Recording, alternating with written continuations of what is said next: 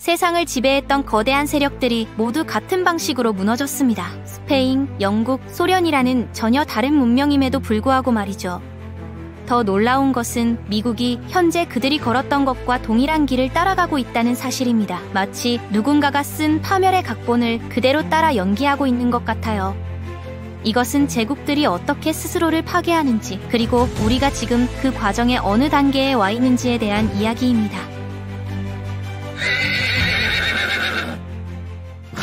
제국의 몰락이라고 하면 대부분 전쟁이나 외부의 침입을 떠올리시겠지만 실제로는 전혀 다릅니다. 모든 붕괴는 내부에서 시작됩니다. 경제적 과부하가 첫 신호인 거죠. 제국은 자신의 힘을 과신해서 감당할 수 없는 규모로 팽창합니다.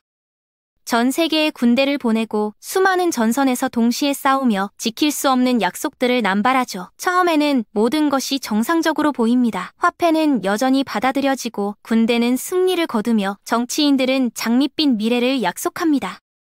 하지만 이런 겉모습 뒤에서 균열이 시작됩니다. 자원이 잘못된 곳에 투입되고 생산 능력이 줄어들며 가장 유능한 인재들이 더 나은 기회를 찾아 떠나갑니다. 그러다가 어느 순간 가속도가 붙기 시작해요. 동맹국들이 거리를 두기 시작하고 적들은 약점을 노리며 무역 파트너들은 다른 선택지를 찾습니다. 준비 화폐로서의 지위도 흔들리기 시작하죠. 그리고 갑작스럽게 한때 강점이었던 모든 것들이 약점으로 바뀝니다. 세계를 지배했던 화폐가 고국으로 대량 유입되면서 인플레이션을 일으키고 전 지구적 군사 전개는 감당할 수 없는 부담이 되며 힘으로 보장했던 약속들은 공허한 말이 됩니다. 이런 패턴은 이론이 아닙니다. 스페인, 영국, 소련에서 실제로 일어났던 일이에요. 그리고 그들이 지금 미국이 내리고 있는 것과 똑같은 결정들을 내렸기 때문에 그런 결과를 맞았던 거죠. 1492년 콜럼버스의 신대륙 발견 이후 스페인은 최초의 진정한 글로벌 제국이 되었습니다. 아즈텍과 잉카를 정복하면서 인류 역사상 가장 풍부한 금은 광산을 손에 넣었죠. 1550년경 스페인 갤리온선들은 매년 약 200톤의 은을 본국으로 실어 날랐고 1600년쯤에는 그 양이 400톤을 넘었습니다. 스페인은 유럽의 화폐 공급을 좌우했고 스페인 레알은 세계 기축 통화였어요. 모든 상인이 스페인 은화를 원했죠. 이렇게 세계의 돈을 통제하게 되자 스페인은 자신들이 무적이라고 믿게 되었습니다. 펠리페 2세는 1556년부터 1598년까지 역사상 그 어떤 군주보다 많은 부를 소유했어요. 이를 제국 확장에 쏟아부었습니다. 스페인은 지중해의 오스만 제국, 프랑스와 이탈리아, 네덜란드의 개신교 반란군, 영국 해군, 필리핀, 아메리카 대륙에서 동시에 전쟁을 벌였습니다. 1580년경에는 4개 대륙의 군사적 영향력을 행사하고 있었죠. 문제는 이런 전쟁들의 비용이 천문학적이었다는 점입니다. 스페인 국가 수입의 절반이 군사비로 들어갔지만 여전히 부족했어요.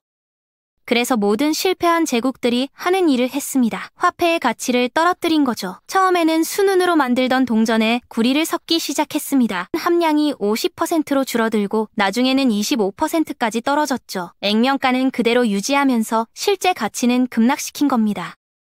1600년쯤 되자 스페인 은화에는 거의 은이 들어있지 않았고 상인들은 더 이상 액면가로 받으려 하지 않았어요. 인플레이션이 폭발했죠. 동시에 스페인은 이탈리아와 독일 은행가들에게서 끝없이 돈을 빌렸습니다. 1557년 펠리페 2세가 왕위에 오른 지 채 20년도 안 돼서 스페인은 첫 번째 국가 부도를 선언했어요. 1560년, 1575년, 1596년에도 연이어 파산을 선언했습니다. 40년 동안 4번의 파산이었죠. 매번 개혁을 약속했지만 매번 다시 빌리고 쓰기를 반복했습니다. 스페인 몰락의 핵심을 많은 사람들이 놓치고 있는데 바로 무한한 부가 오히려 그들을 망쳤다는 점입니다. 돈이 무제한으로 들어오니까 생산을 중단하게 된 거죠.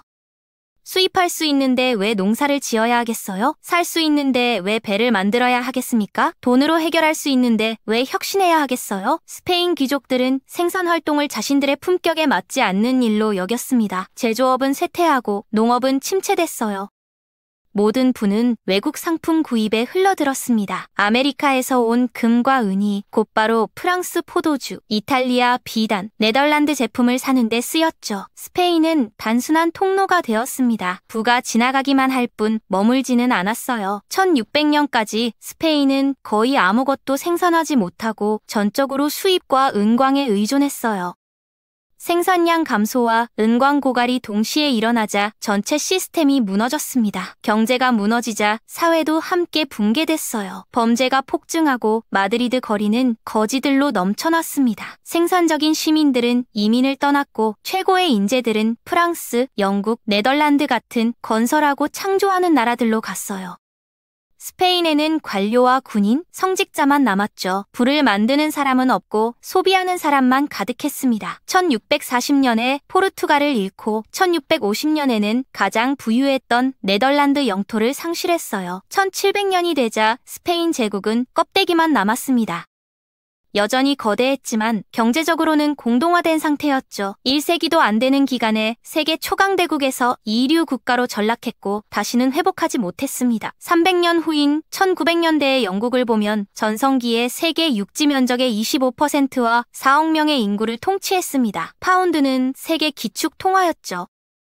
모든 주요 무역 계약이 파운드로 체결됐고 각국 중앙은행은 영국 국채를 보유했으며 런던은 세계 금융의 중심지였어요. 300년 전 스페인처럼 영국 사람들도 이것이 영원할 거라 믿었습니다. 하지만 이미 같은 패턴을 밟고 있었어요. 1900년까지 영국은 전 세계에 군사 공약을 맺고 있었습니다. 인도, 아프리카, 중동, 중국, 태평양, 카리브해까지 6개 대륙의 영토를 방어해야 했죠. 1914년 1차 대전이 터지자 영국은 선택의 기로에 섰어요. 중립을 지키며 유럽이 스스로 파괴되도록 두거나 제국을 파산 위험에 빠뜨리고서라도 참전해서 승리하거나. 그들은 싸우는 쪽을 선택했습니다. 1차 대전으로 영국은 현재 가치로 1조 달러가 넘는 손실을 입었어요. 대부분을 미국을 비롯한 여러 나라에서 빌렸죠. 1918년까지 영국은 미국에게 수백억 달러의 빚을 지게 됐습니다. 채권자가 채무자가 된 거예요. 그래도 전쟁에서 이기고 제국을 지켰으니 재건할 수 있다고 생각했죠. 파운드는 금으로 뒷받침돼야 했는데 전쟁 때문에 영국의 금 보유량이 고갈된 거죠. 무기와 식량, 보급품을 사느라 금을 미국으로 보냈거든요. 1920년이 되자 영국의 금 보유량은 1914년의 절반으로 줄었지만 그래도 파운드의 가치를 유지하려고 애썼어요. 1925년에 전쟁 전 환율로 근본 이자에 복귀했는데 문제는 파운드가 과대평가됐다는 점이었습니다. 영국 수출품이 너무 비싸져서 제조업은 쇠퇴하고 실업률은 늘어났어요. 1931년이 되자 더 이상 버틸 수 없어서 근본 이자를 포기했습니다. 파운드는 하룻밤에 25% 폭락했어요. 세계 기축 통화가 약속을 지킬 수 없다고 인정한 순간이었죠.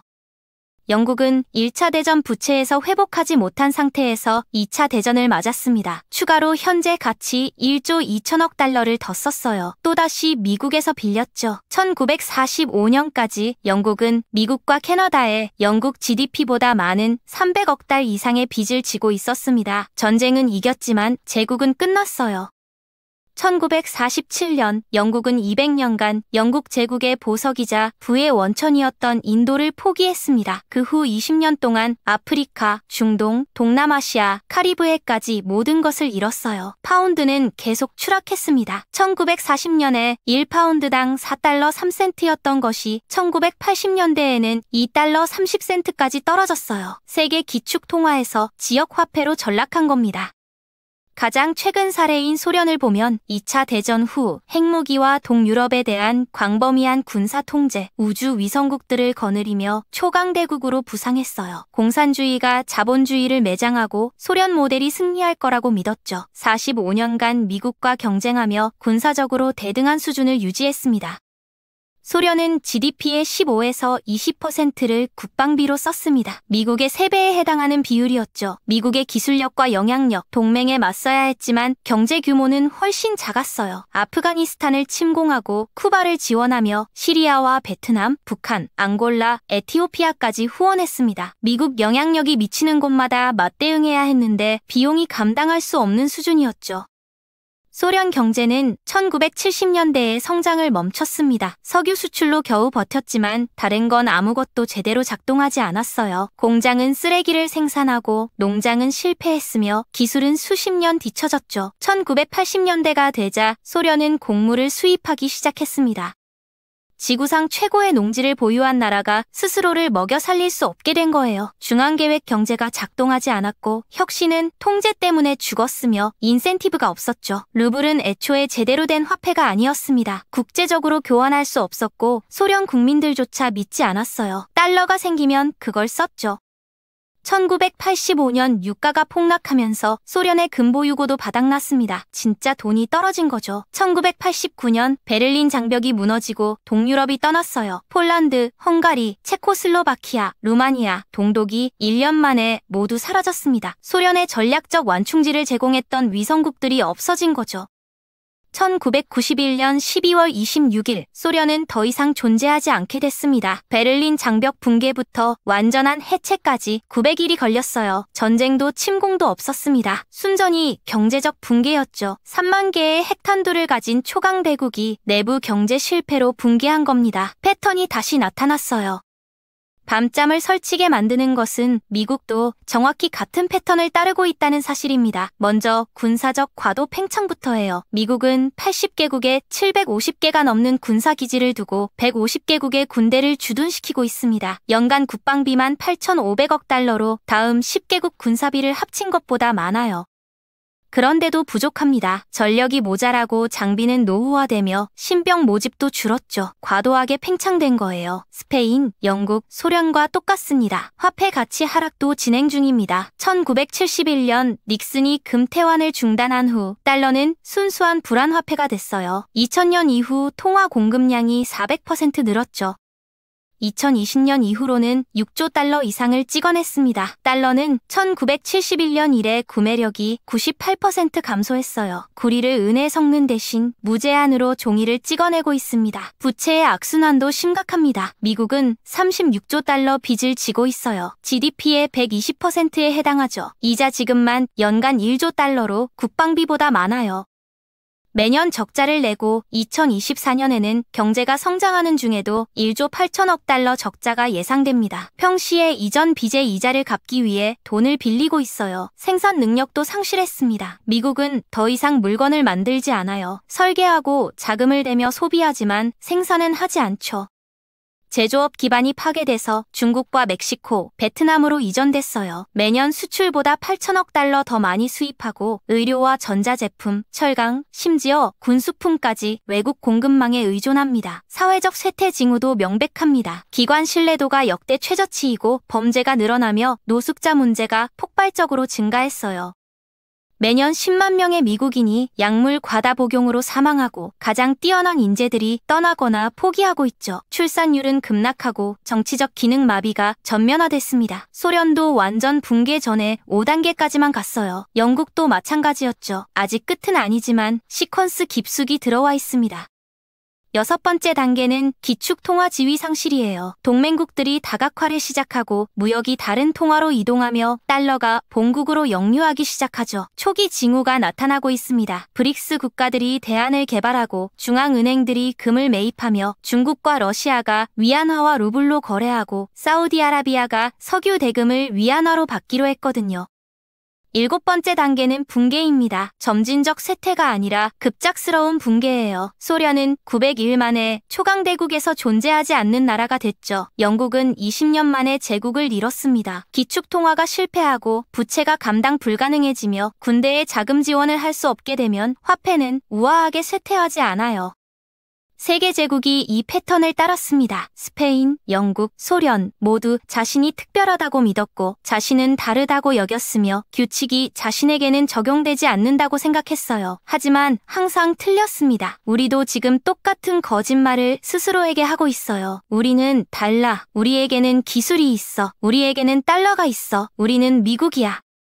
하지만 패턴은 예외주의에 관심이 없습니다. 수학적이에요. 영원히 수입보다 더 쓸 수는 없고 생산 능력 없이 제국을 유지할 수도 없으며 결과 없이 화폐를 남발할 수도 없어요. 1단계부터 5단계까지 완료했다면 6단계와 7단계는 피할 수 없습니다. 순서는 이미 정해졌어요. 문제는 타이밍뿐입니다. 어쩌면 10년, 5년 아니면 더 짧을 수도 있어요. 하지만 패턴은 붕괴가 다가오고 있다고 말합니다. 그리고 그때가 오면 느리지 않을 거예요. 갑작스러울 겁니다. 화폐 위기가 부채 위기를 촉발하고 부채 위기가 정치적 위기를 일으키죠. 하룻밤에 초강대국이 경고의 교훈이 되고 기축통화가 지역화폐가 됩니다. 제국이 기억 속으로 사라져요. 패턴은 우리가 다음이라고 말하고 있습니다.